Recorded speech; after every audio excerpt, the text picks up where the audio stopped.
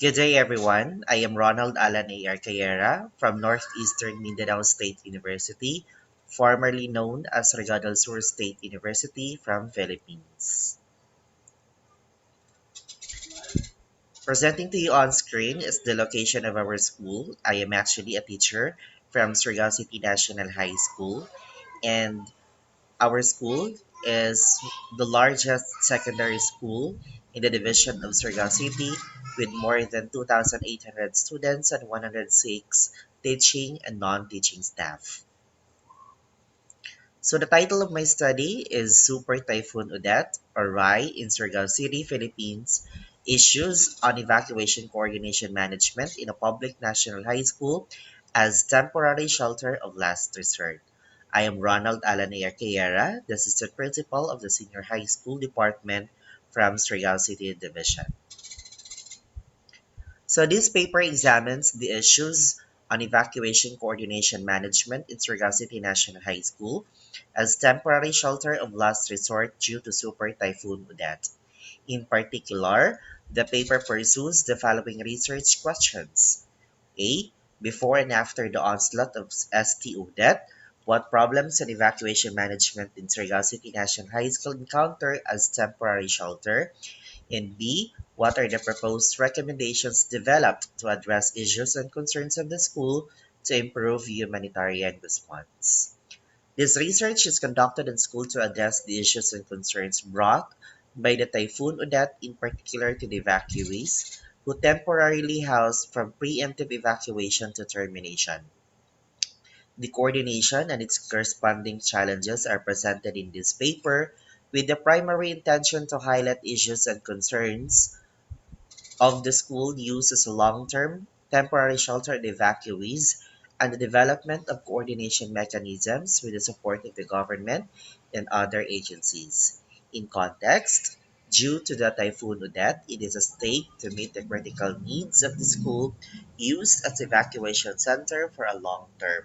While there were many private donors who came to rescue these affected individuals and displaced families, there are still lessons gleaned from this experience, making it imperative for this paper to present issues concerning the school as evacuation center.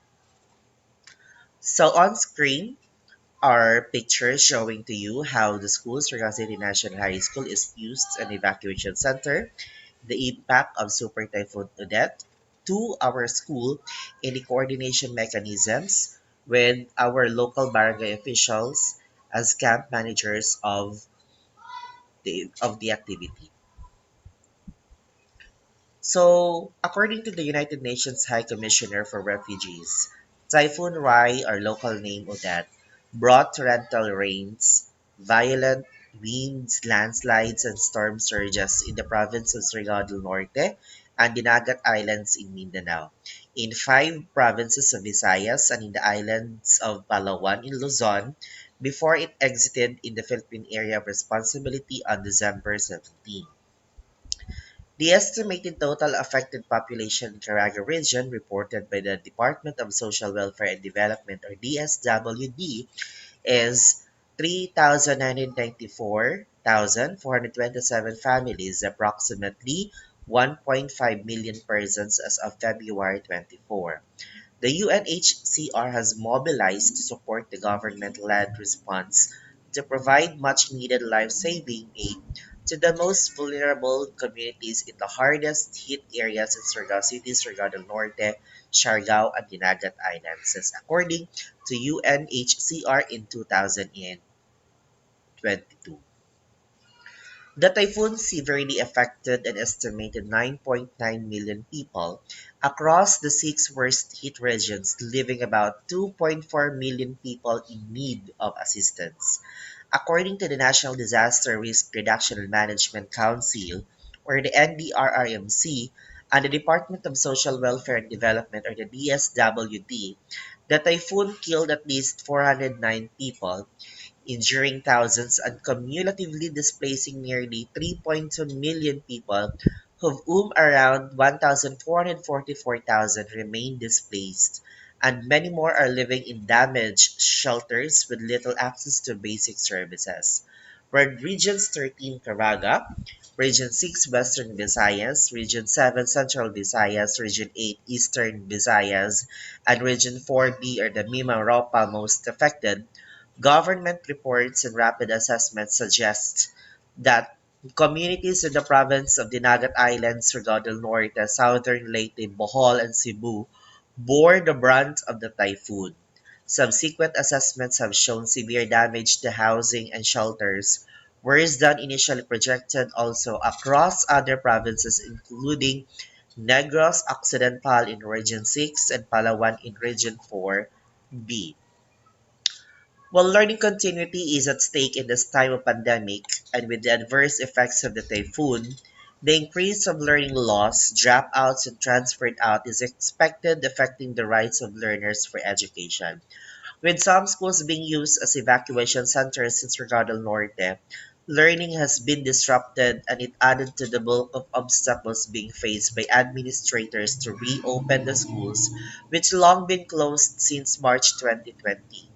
Schools like Surigao City National High School and Surigao del Norte National High School are until now being used as evacuation centers to these 35 displaced families, affecting different issues and evacuation management that emerged, bringing challenges to the academic institutions. Though the Department of Education or DepEd buildings serve as evacuation centers seeking for shelter in the event of disasters, yet there were still problems encountered by the schools in evacuation coordination management, like wash, health, education, food and non-food items, logistics and protection, safety, and security. So what were then the research questions? And what are the methods used? So there were two research questions on this research paper. One is before and after the onslaught of STO death, what problems in evacuation management did Surigao City National High School encounter as temporary shelter response? And second, what are the proposed recommendations developed to address issues and concerns of the school to improve humanitarian response? So, as to the method being used to answer the research questions, it made use of the in-depth interview. And then there is actually a case analysis on the experiences of the school as evacuation center was the main method used to collect information on the research questions. Secondary sources were also used like interviews from the teachers, school administrators, local officials, evacuees, and private stakeholders to reflect a variety of coordination experiences. This research attempts to reconcile problems of the school use as temporary shelter, conflicting perspectives and evacuation coordination management, and the salient points in the interview process. So as to the results of the discussion, so allow me to use this presentation or allow me to use this information from Somasundaram and Davis in 2014, emphasizing that evacuation center is a place where the community of the disaster affected areas assembled. This is the place where all essential services provided to evacuees, such as food, accommodation, information, and other services in a period of time, days, or weeks. The center is also involved in the technical, financial, social assistance, and emotional support according to McNerney in 2012. It may be a place used solely for receipt of service or a staging point for future action, according to Davis in 1978. Due to the importance of this support system during the crisis, an effective standard evacuation center management is indeed vital so that all services can be accessed and used by the evacuees conveniently. So the first research questions addressed six important concerns of the school use as temporary shelter. So before and after the onslaught of Super Typhoon Odette, what problems on evacuation management did the school encounter as a temporary shelter response? So in this paper, we were able to develop six responses, six generated themes from the interview conducted from our evacuees and other individuals and other stakeholders involved in this study. So the first one is the absence of mitigating adapting to risk and threat sites. Second, the absence of evacuation center management committees. And third, interrupted learning continuity.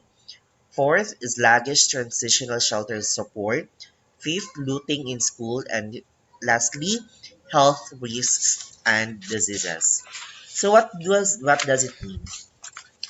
The first problem, absence of mitigating and adaptive to risks and threat sites, is actually giving us problems in the school because basically public school buildings are built with usual construction methods but are not designed for evacuation purposes. While schools are not an exemption to any disaster like typhoon, the government should have therefore prepared sufficient spaces, facilities, and much resources in cases of prolonged evacuation periods to ensure that all evacuees are accommodated. So it is on this problem that this theme was generated because still there are no available evacuation centers in our school except for schools being used as a center or a temporary shelter. Second, the absence of evacuation center management committees. It's because teachers became the camp managers of the evacuation center, which is not actually part of the function and responsibilities of the teachers. So, like any disasters, community-based evacuation team should take an active participation in the management, operation, and the maintenance of the temporary shelter. On the part of the local government unit, officials should assist in the operation and management of the evacuees, document record insights, experiences, and learning of the incident, ensure security, safety, and cleanliness of the environment, assist in the information campaign on preparedness, manage the delivery of operations, and lead the development or progress and recovery. Third one is interrupted learning continuity. It's because these evacuees are still on school, so it is expected that learning is disrupted because of their presence. So learning after the destruction of Odette with the displaced families has brought damage and destruction of school properties like learning resources, sanitation facilities, classroom use, and waste management. With its preparation for limited face-to-face classes in the time of pandemic, the school considers the need to reopen its doors for education but could not operate due to the stay of these displaced families. The school has acknowledged the importance of community partnership, but the use of academic classrooms as temporary shelters of last resort for a prolonged period is therefore unacceptable as teachers aim for educational continuity in this time of pandemic. Fourth, the sluggish transitional shelter support. As of March 22, there are 35 families categorized as internally displaced families in our house in school, and this is actually a data coming from the Department of Social Welfare and Development, an international organization for migration, as they assess the extent of damages after the typhoon. Most complaints from school was the sluggish transitional shelter support, thus disrupted the classes of some teachers because these were occupied by the congested evacuees. Some of the suggestions from those evacuees were rebuilding their structure, relocating them for safer housing, and helping them financially. Fifth, looting in school. This is actually true because most of our resources were looted. Incidents and looting became widespread in our school. Then Blatter report showed that there were items missing from our teachers, and this is actually an affirmative response. And most learning resources like modules were scattered and used as trapos or higdaan of some families. Then lastly, the health risks and diseases. It has been Observe that congestion at the school puts at risk the evacuees. At the same time, our teachers and other community stakeholders, especially the pregnant women, the disabled, the senior citizens, and the children who are most vulnerable due to Typhoon Odette.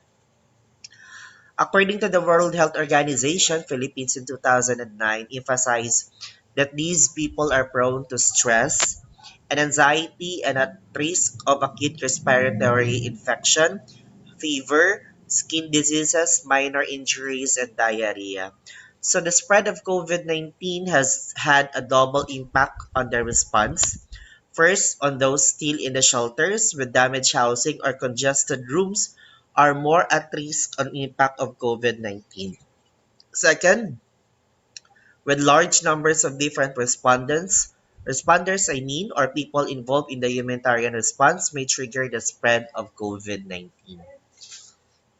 So secondly, the proposed recommendations developed to address issues and concerns of the school to improve humanitarian is that Surigao City National High School, along with the teaching and the non-teaching staff, is worried about the shelter's capacity, learning environment, and the effects of the long-term evacuation stay to the educational continuity in the time of pandemic. Clarifying the concerns of the school helps to establish a message that addresses coordination mechanisms. Based on the past experiences and accommodating these affected families, local government should also do its functions to resolve issues and concerns of the school. Resolving concerns may improve the quality of shelters and make residents feel closer to shelters. So that would be all. Thank you for listening.